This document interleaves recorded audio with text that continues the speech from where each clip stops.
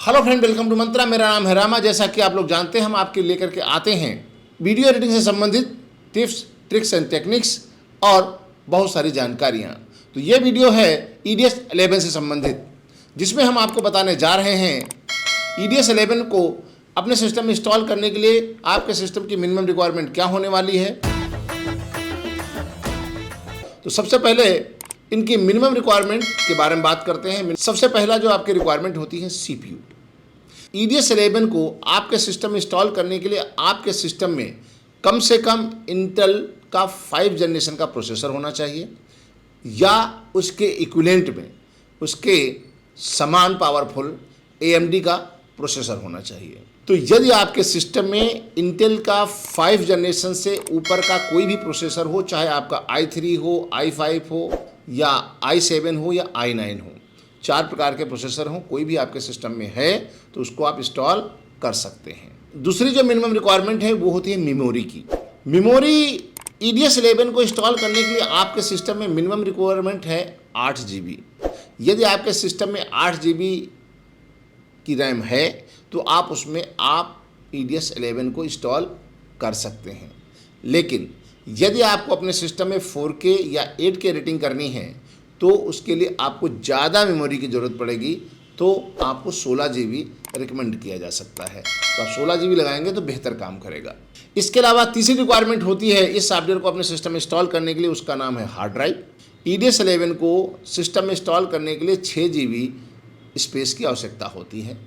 उसकी जो स्पीड है 7200 RPM होनी चाहिए या उसे फास्ट की भी कर सकते हैं।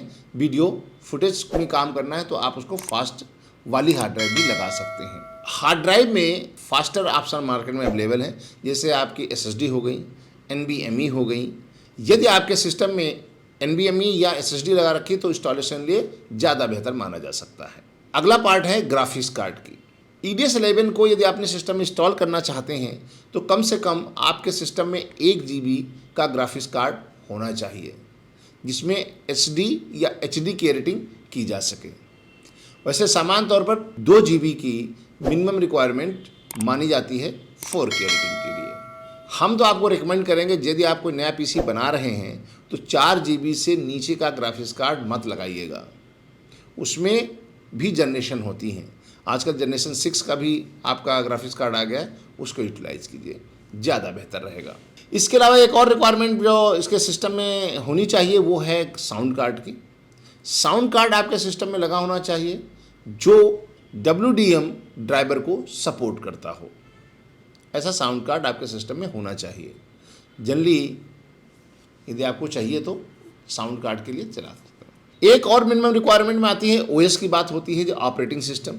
यदि आप EDS 11 को अपने सिस्टम में इंस्टॉल करना चाहते हैं तो आपके सिस्टम में विंडोज 10 64 बिट वाली इंस्टॉल होनी चाहिए। आप विंडो 11 को भी प्रेफरेंस दे सकते हैं, यानी आप विंडो 10 या विंडो 11 में 64 बिट के वर्जन में आप EDS 11 को इंस्टॉल कर सकते हैं। नेटवर्क, यदि आप लाइसेंस ले रहे हैं तो डाउनलोड करने के लिए या अपने को रजिस्ट्रेशन करने के लिए आपको एक नेट कनेक्शन की आवश्यकता होती है। तो ये मिनिमम रिक्वायरमेंट थी EDS 11 की, जिसमें आपको CPU, memory, hard drive, graphics card और OS, इन चीज़ों का ध्यान रखना है कि आपके सिस्टम में कम से कम आपका प्रोसेसर इंटेल का 5 जनरेशन का होना चाहिए या इसके इक्विवेलेंट AMD का प्रोसेसर होना चाहिए। आपके सिस्टम में 8 GB रैम होना चाहिए। इसके अलावा 1 GB ग्राफिक्स कार्ड होना चाहिए। 4K रेटिंग के लिए 2 GB का ग्राफिक्स कार्ड होना चाहिए।